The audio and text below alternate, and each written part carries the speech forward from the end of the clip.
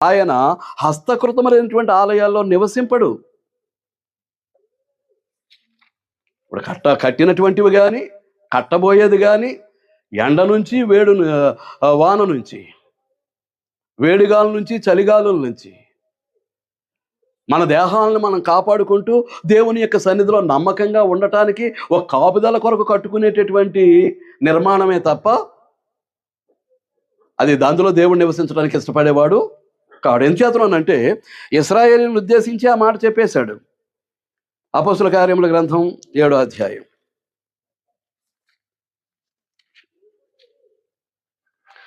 అపోస్తుల కార్యముల గ్రంథం 7వ అధ్యాయం 46వ వచనం నుంచి. అతడు దేవుని దయ పొంది, ఎవరు? దావీదు. ఎవరండి? చూడండి, 45వ వచనంలో చివరిలో కనిపిస్తుంది, అది దావీదు దినములలో ఉండెను అన్నాడు. ఏది? ప్రత్యక్ష గుడారం. అరణ్యంలో నిర్మాణం చేసినటువంటి దేవుని నివాసం కొరకు ఒక పరిశుద్ధ స్థలాన్ని నిర్మాణం చేయమని దేవుడు ఇశ్రాయేలును కోరుకుంటే వాళ్ళ కట్టినటువంటి ఆ ప్రత్యక్ష గుడారం లేక సాక్ష్యపు గుడారం ఎక్కడుంది? దావీదు దినాల వరకు వారి మధ్యలో ఉంది. ఆ తర్వాత మనం చదువుతున్నామే సమూయేలు 2వ గ్రంథం 7వ అధ్యాయం. ఆ 7వ అధ్యాయం మొదటి నుంచి మనం చదివితే, నేను చూస్తే దేవదారు చెక్కతో సరంబి వేసినటువంటి అంతఃపురంలో కోటలో నివసిస్తూ ఉన్నాను. నా దేవుడు చూస్తే ఎక్కడున్నాడు? గుడారంలో ఉన్నాడు, టెంట కింద ఉన్నాడు. మందసం అక్కడ ఉంది, ఎండకి వానకి తడుస్తూ.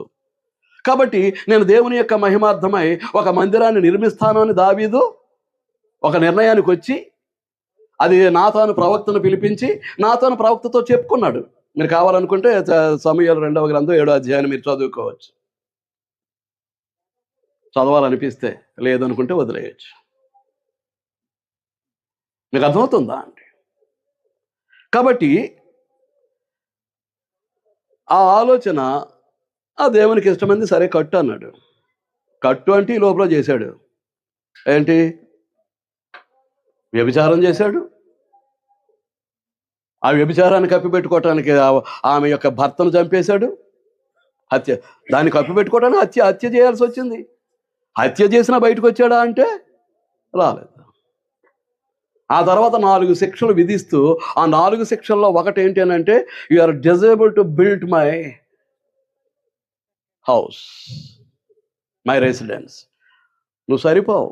ముందు కట్టమన్నాడు, నువ్వు సరిపోవు అన్నాడు.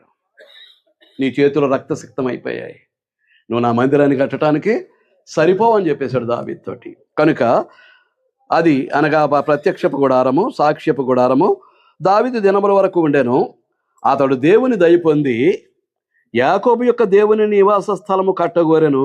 అయితే సొలొమోను ఆయన కొరకు మందిరము కట్టించెను. దావీదు చేత కట్టబట్టడానికి దేవుడు ఇష్టపడలేదు. ఎవరికి ఇచ్చాడు? అతని కంటే గనుడు ఆచంట మల్లయ్య అని, దావీదు కంటే దుర్మార్గుడు వీడు.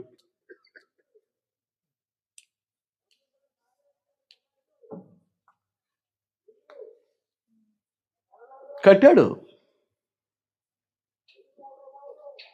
కానీ దేవుని నిలయంగా తన దేహాన్ని కట్టుకోవటంలో విఫలమయ్యాడు.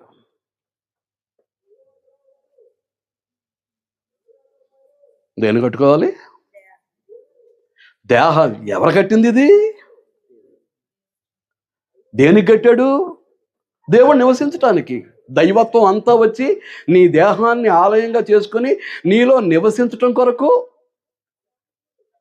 దేవుడు కట్టాడు, కట్టుకున్నాడు. నివసింపనిస్తున్నావా? నీ హృదయ సింహాసనం మీద తండ్రి అయినటువంటి దేవుడిని, ప్రభు అయినటువంటి యేసుక్రీస్తును, పరిశుద్ధాత్మని కూర్చోబెడుతున్నావా?